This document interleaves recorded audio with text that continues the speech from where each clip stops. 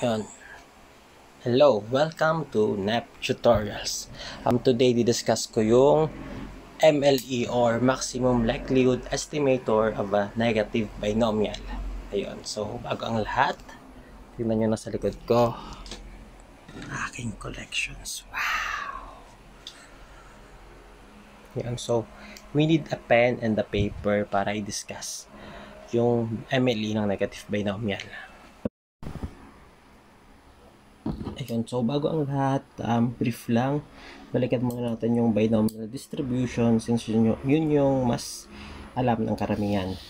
So, when we say binomial distribution, siya po yung distribution of a number of success in a fixed number of independent binary trials. So, dito kasi pag binomial distribution yung pinag-aaralan natin, we're talking about n as the trials and x as the success.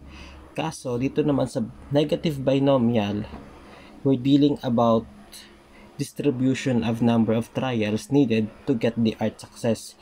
Ibig sabihin, dito gusto nating malaman kung ilan bang trials yung kailangan nating gawin para makuha yung number of success na gusto natin. So, compare sa binomial distribution na meron ng fixed number ng trials, then alamin lang natin yung probability kung ilang beses tayo magsa-success. So, yun yung difference ng binomial at negative binomial distribution. So, paano naman natin kukunin yung MLE or Maximum Likelihood Estimate or Estimator of a Negative Binomial? So, first we need to have this, the PMF or the Probability Mass Function of a Negative Binomial, where is the function of x of i's or f of x is equals to r plus x of I minus 1 and x of I, then p raised to r times 1 minus p raised to x of I, and we take on the values of r as positive integers, and x of I is 0, 1, 2 up to n, wherein r is the number of success and x of I is the number of trials to achieve the r success. So from here, galing sa PMF or sa probability mass function, kukunin natin yung joint likelihood distribution niya, which is ito. So paano tayo nag-come up dito?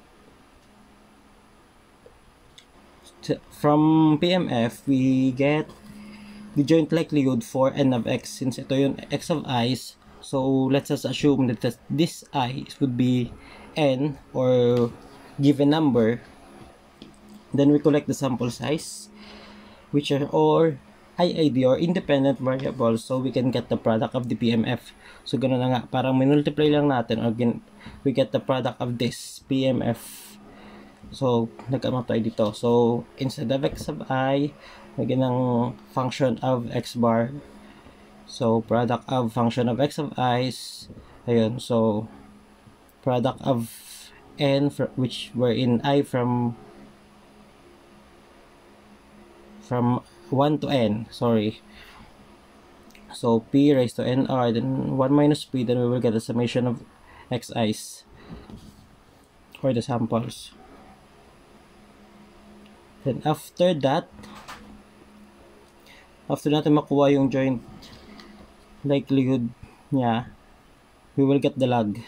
So from here, ayan, we will get the log of ln, then this equation, baba lang natin yan, then itong PR magiging nr ln p, then yung summation of x of I dito natin, then ln times 1 minus p para makuha yung log. Ayun, then after natin yung log likelihood, we will get the derivative with respect to p. So dito sa equation na to walang p, so ito magiging 0, and dito naman we have nr over p. Ito may gitong nr over p, which is ito na po, and ito naman we'll get the summation equation na to, yung summation of x of I, sorry, yan, over 1 minus p, then this p will be negative 1. So kaya naging minus dito yung equation natin. So, ayan, after nating makuha yung derivative, in-equate natin siya into 0. So may siyang nr over p, magta-transpose na siya, equals to summation of x of I, wherein I is from 1 to n, over 1 minus p. Ganyan. Then kailangan natin matanggal yung makancel yung n. So i-divide natin both sides by n, or multiply by 1 over n.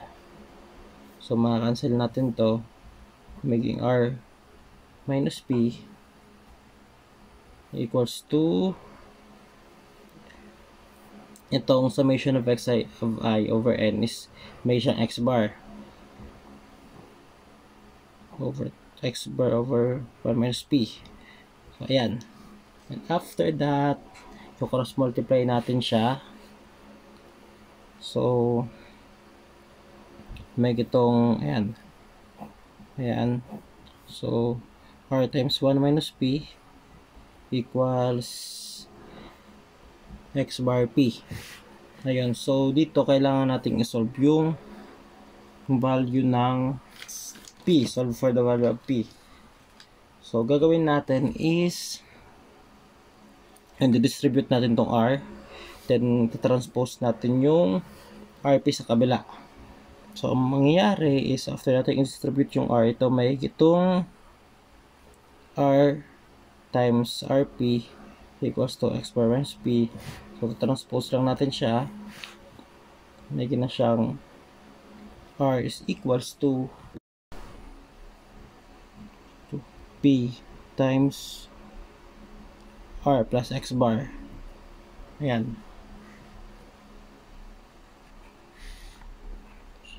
So ayan, since p nga yung sinusolve natin, over natin siya ng r plus x bar both sides. So our MLE for negative binomial would be r over r plus x bar.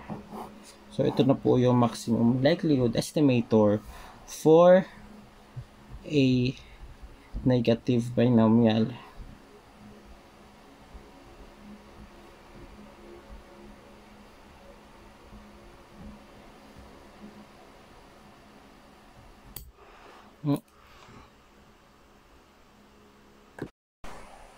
Ayun, so I hope na gets nyo. So hanggang doon na lang. Thank you sa panonood. Sana makapasa na ako. Thank you, sir.